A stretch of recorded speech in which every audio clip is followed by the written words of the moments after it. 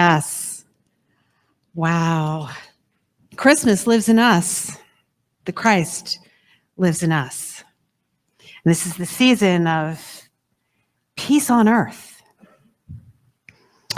How many of you are feeling peaceful during this first week of December? Rush, rush, rush, rush, rush, rush, rush. Yeah, yeah. I think, when we're sitting here in this room, feeling the love and taking this moment to breathe, yeah, we're all peaceful, right? But what about when you get on 95 to go home in the Art Basel traffic today? Are you going to be peaceful by the time you get in your front door? Yes, thank you. That's a challenge. Okay. And, while I am in this phase of life where my children are grown, maybe not yet flown, but they are grown.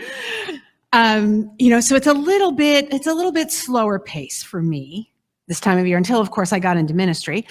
But I don't have that pressure of the rushing to the toy store, to get the Elmo of the year kind of thing, right? But that's not really so far in the rearview mirror, right? And I'm going to share a story with you of a Christmas from about 20 years ago, okay? So picture this. Christmas morning, beautifully lit and decorated tree, a sea full of beautifully wrapped, shiny presents. So many presents you cannot see the floor, okay? This was the perfect Christmas that my mother had planned for my daughter, her first grandchild, who was 2. Okay? God rest my mother's soul. She taught me a lot, including this need to control, right?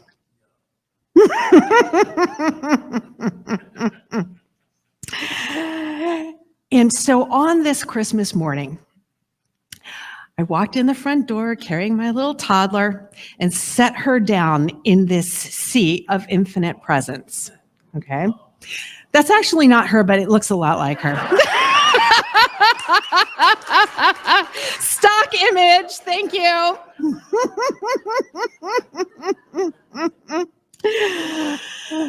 Now, all my old pictures have not quite been digitized yet.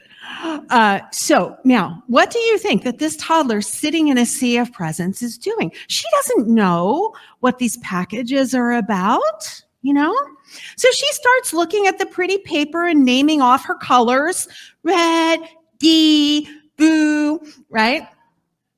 And my mother is like, she's got to open the presents. My mother had this idea that all of those packages would be open and we'd be sitting down for a formal lunch at noon. How did she get that idea? Okay. I don't know how many. There must have been 100 packages there and a 2-year-old with hands this big, So my daughter sits there and she finally picks up the present close to her that she could handle, right? Small gift. This is what children do. They take what they can handle. So she takes this small gift and she's looking at it and practicing her colors. And then she notices the shiny ribbon and the bow. The bow pops off. Now we play with the bow and it's crinkling. And my mother starts going around to the adults in the room, myself, my sister, my husband, like, we got to get her to open these presents. Lunch is going to be cold. We got to get her to open the presents, right? Can you help? You want to just let her have the joy, right? But my mother had this need to control the situation. She had the expectations, And finally we get to, show her how to rip the paper. It's okay to rip the paper. The paper rips. How fun. It's noisy. And then the paper comes off. Do you think she played with that gift? No, the paper is too much fun, crinkling and opening and colors and all this. So you get the idea. There was the contrast of the calmness of the child enjoying the moment of joy, okay? And the chaos that my mother was feeling because she was trying to control the situation, okay? Now, we get to choose which of these experiences we have, right? Because my mother could have just let go and said, oh, she's having fun. We don't have to eat at noon. But no, she had these expectations, so she felt stress. Where does our stress come from? Who's feeling stressed during the holidays? We have some stress? Yeah. Thank you, Jason. Our stress comes from our expectations, right? And our need to control the outcomes. Okay? What would happen if we just allowed the divine to flow through us and accepted whatever outcome? Could we enjoy it more? Could we enjoy these moments? Could we feel the love and the joy a little more? Yeah. So Unity author Eric Butterworth wrote, "The whole universe is on your side. Life is forever biased on the side of healing, on the side of overcoming, on the side of success. When you get yourself centered in the universal flow, you become synchronized with this divine bias for good." Okay? There's a divine bias for good, all right? So when you accept that, then you can claim your calm in the chaos. Claim your calm in the chaos. So what tools do we have? What can help us get to that place where we can claim our calm? Well, this same author, Eric Butterworth, tells us that to begin an exploration of self-awareness, and that's what it is. It's a self-awareness so that we can claim the calm. To begin, we first have to consider our understanding of God. And he points to a Greek writing that God is an infinite sphere. An infinite sphere whose center is everywhere and whose circumference is nowhere. So this points to Unity's principle 1 and 2. So the circumference, the outer part of the sphere, is nowhere. It means there's no boundaries. That means there's oneness, right? One power and one presence. And whose center is everywhere. That means the center of God is in my nose, Reverend Juan's toes, Jason's knees, John's elbows, right? God is everywhere in each and every one of our cells, and each and every one of ourselves too. Okay? So that's Unity's second principle. We have the divine in us, right? And so from this knowledge, from this deep knowing, we can then step forward into our exploration of self-awareness. And psychologist Dr. Gay Hendricks picks up from there and tells us that to live a conscious life that is synchronized with the divine, we move from conviction to curiosity. Say that again. Move from conviction to curiosity. Okay? So that's from having to have this deep control to allowing for the divine to lead us to the right outcomes. And he gives us 5 steps to accomplish this. The first one is to feel all of your feelings deeply. Feel all of your feelings deeply. And he writes that your feelings actually occur in this larger space of your essence.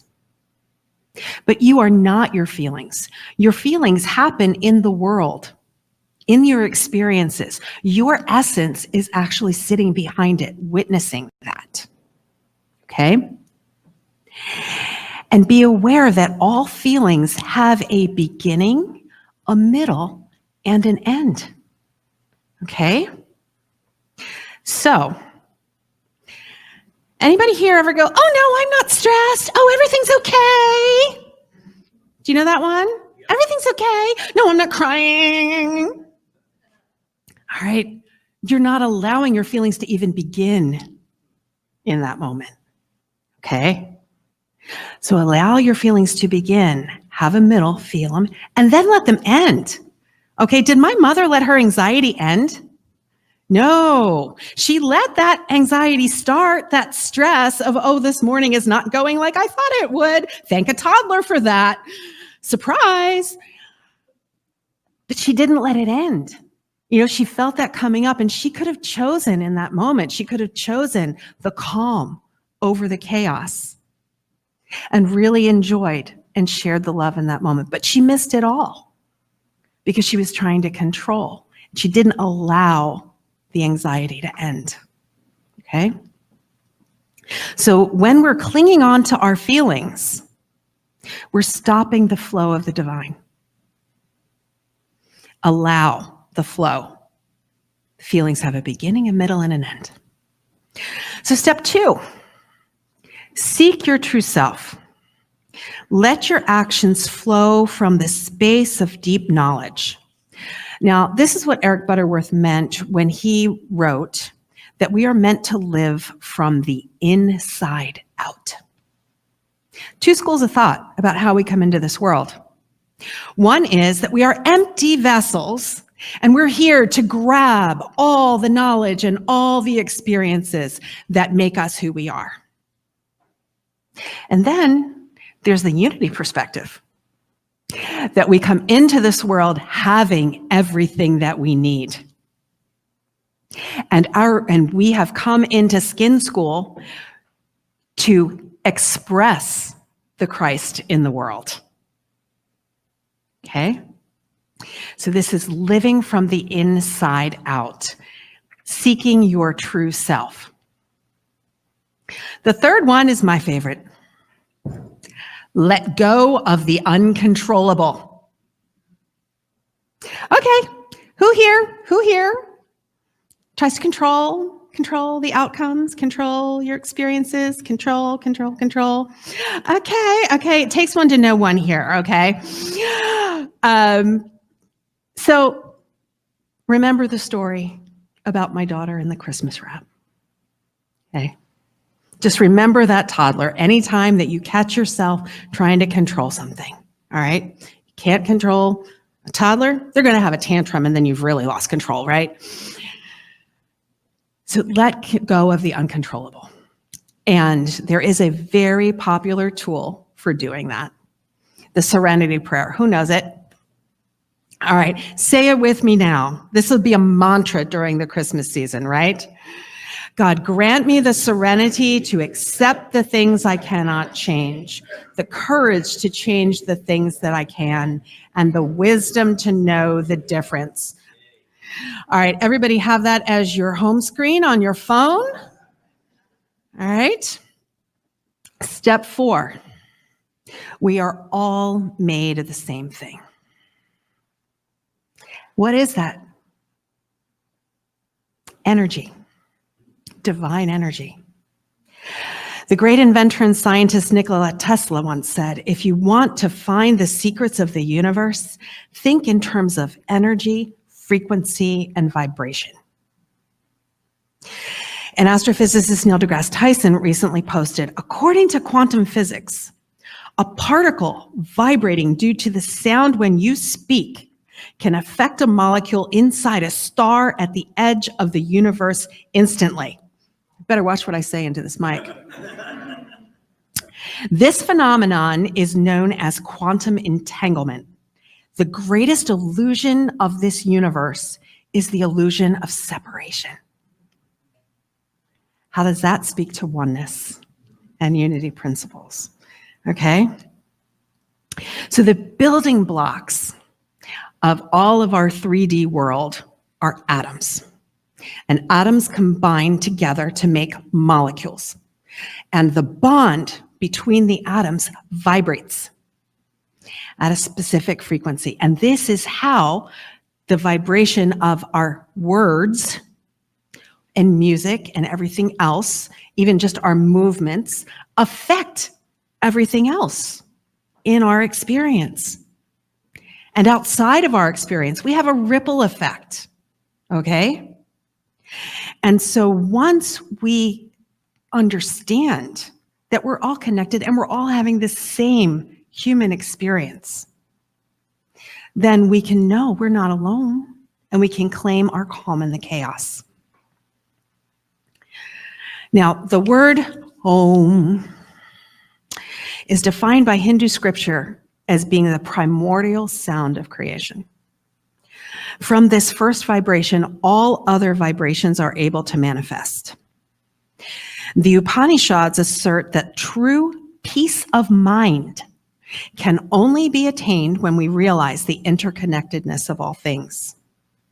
And the Upanishads teach that recognizing the oneness of existence leads to a detachment from worldly concerns. Okay, the need to control, right? Detachment from worldly concerns, resulting in profound peace of mind. And step 5. It is recognizing that life is fullest when we are most true to ourselves. Unity's 5th principle. Author Thaddeus Golas wrote, "We are all equal beings, and the universe is our relations with each other." That is the quantum entanglement that Neil deGrasse Tyson referred to, and that is our community. And we are living as our true selves when we walk these principles and when we claim our calm in the chaos. So in summary, I'm going to repeat these 5 steps again, and you can all take pictures, and it'll be posted on social. Feel your feelings, beginning, middle, and end. Allow the flow. Seek your true self. Your true essence is behind your experience. You are a witness. Let go of the uncontrollable. Enough said, serenity prayer. Recognize that we are all the same. This is a shared human experience. And live your truth. Be an example of the living Christ in the world, claiming your calm in the chaos. And so holiday stress will not get the best of you when you are synchronized with the divine, when you are remaining in the present moment. You'll experience less stress, more comfort and joy. Comfort and joy. Ho, ho, ho. Thank you so much for visiting our YouTube channel. We post new videos every week